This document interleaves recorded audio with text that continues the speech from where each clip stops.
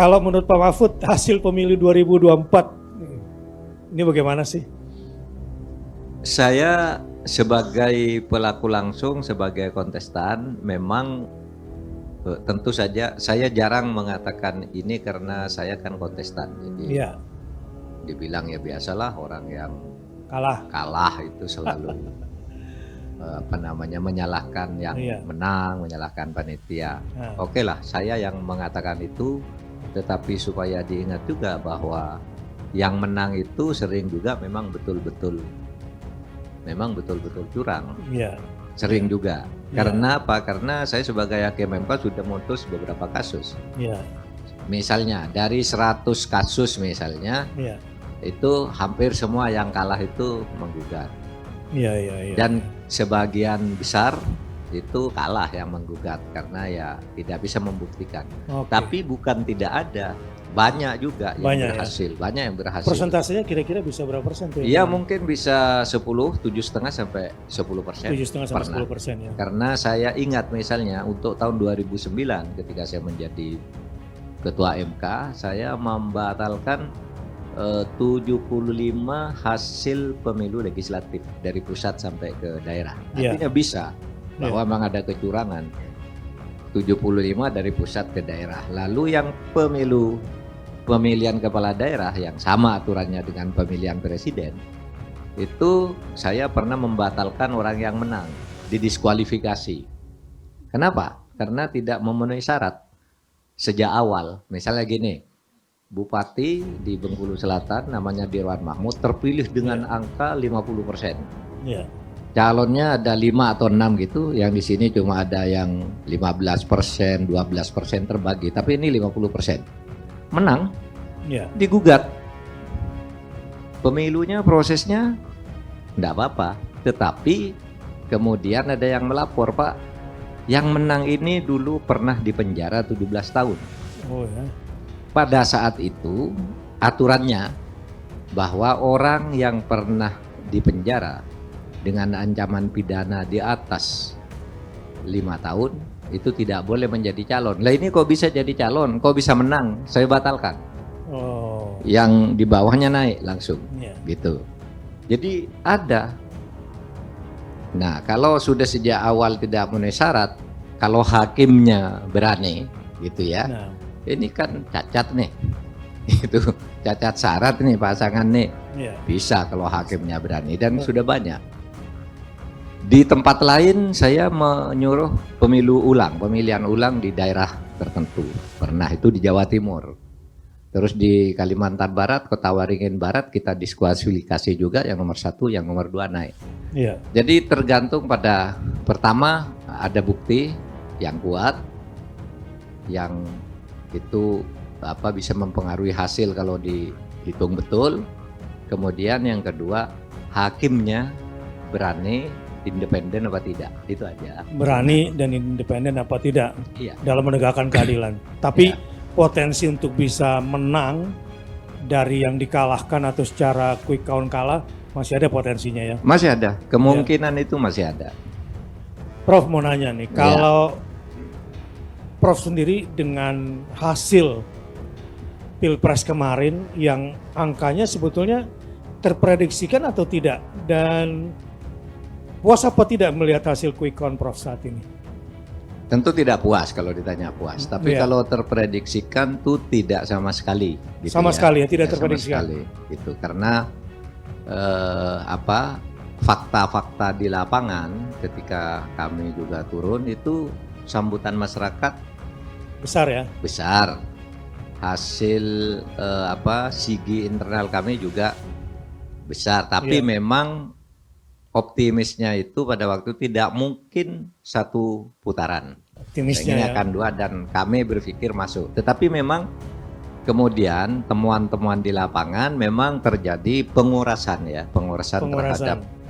terhadap kami terhadap nomor 3 ini, karena operasi-operasi yang kami temukan seperti nanti akan dibuktikan di pengadilan dibayar. Ada yang dibayar, itu politik gentong babi namanya. Iya. Dibayar dulu kan, ada politik gentong babi, ada politik pegang keras gitu. Orang yang pejabat ya, yang pegang keras ini yang pejabat, apakah Iya. pejabat desa, apakah pejabat pusat, daerah dipegang. Kamu punya kasus ini loh. Kamu kalau ndak ini masuk kasusmu dibuka. Iya. Nah ini laporan-laporan yang seperti ini banyak gitu ya.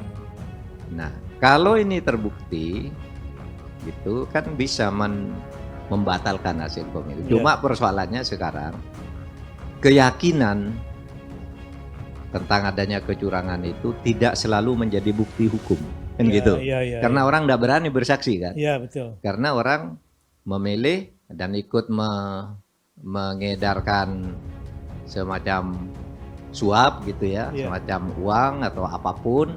Iya.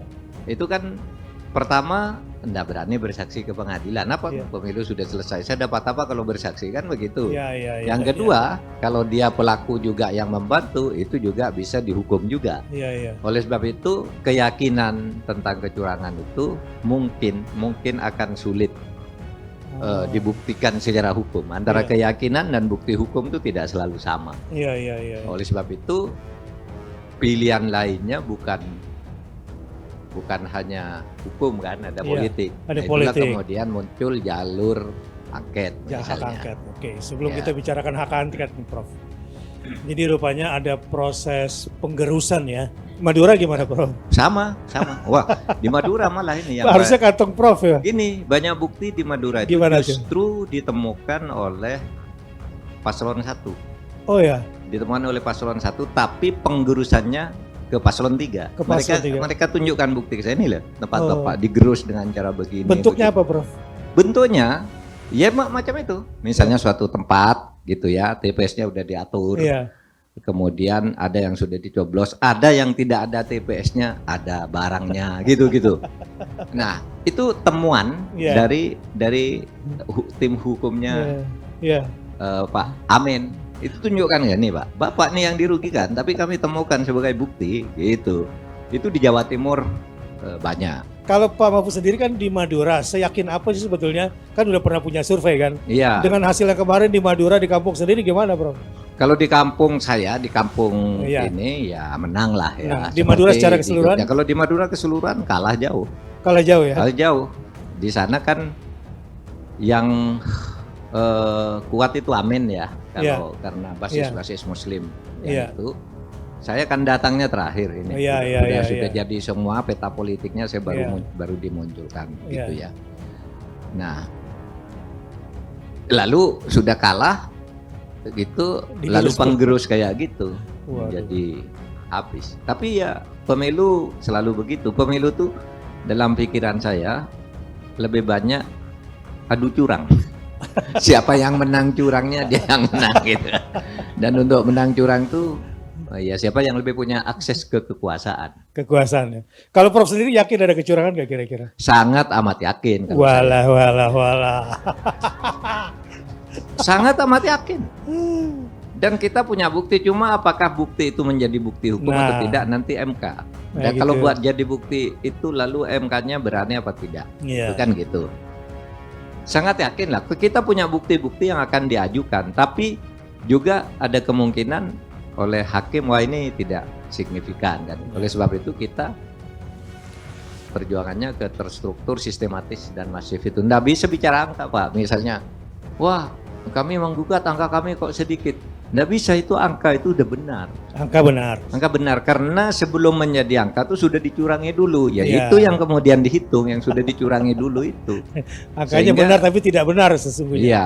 Hmm. Sehingga sebenarnya menurut saya kekisruan Sirekap di KPU itu hanya Iya. mengecoh aja agar kita mempersoalkan itu nanti. Oh. Iya, kalau itu kok begitu Sirekapnya, padahal itu nggak dipakai nantinya. oke. Nanti di pengadilan, ayo kita kembali ke formulir. Nah, formulir itu yang sebenarnya Iya. dalam keyakinan kami ya di Iya. proses pembuktian itu yang sudah dicurangi lebih dulu. Oke. Ada yang sudah dicoblos duluan, ada yang sebenarnya orang yang berhak nih milih di situ milih, Milih. ada yang membawa kartu-kartu Iya. yang banyak lebih dari yang ini dari luar bawa lalu coblos, itu yang kita temukan. Iya.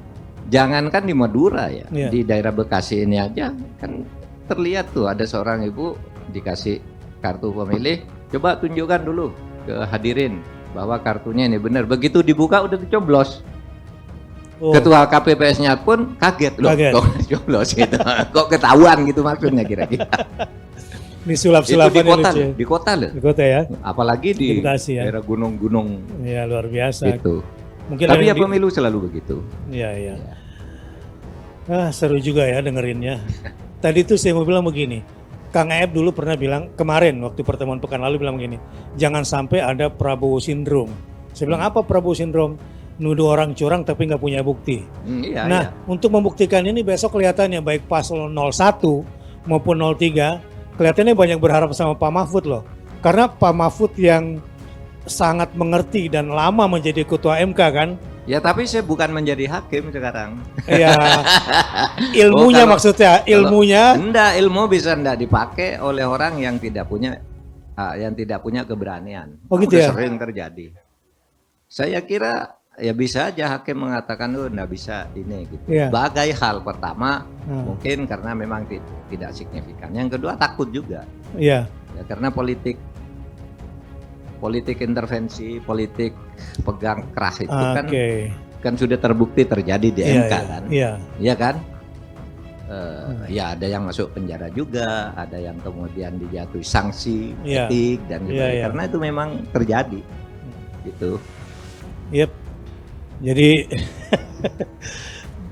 tetaplah ilmunya Prof lebih banyak karena lebih berpengalaman untuk memberikan penerangan ya, terutama dan pada malam hari ini terutama seluruh relawan yang sedang mengumpulkan data dan seluruh tim jangan sampai terperosok dengan istilah Kang Aep kemarin ini saya mengulang Prabowo Syndrome di tahun 2019. Jadi menuntut tapi nggak punya bukti yang kuat. Gitu ya. 2014 juga. 2014 juga ya? Kan saya ketua tim suksesnya Pak Prabowo dulu. Saya diajak ke pengadilan, saya minta buktinya mana buktinya. Nggak ada itu. Hanya tahu aja bahwa dicurang, buktinya mana. Akhirnya saya minta mengundurkan diri. Kalau gitu saya enggak ke pengadilan. Ini pasti kalah. Tapi waktu itu Pak Prabowo enggak percaya. Enggak, kita harus ini buktinya banyak. Lah mana buktinya? Saya kan ketua tim. Enggak ada buktinya. Nggak ada buktinya. Ya kalah betul, dibantai di sana. 2014 loh. Kira-kira 2024 terulang lagi nggak, Bro? Ya kita lihat nanti.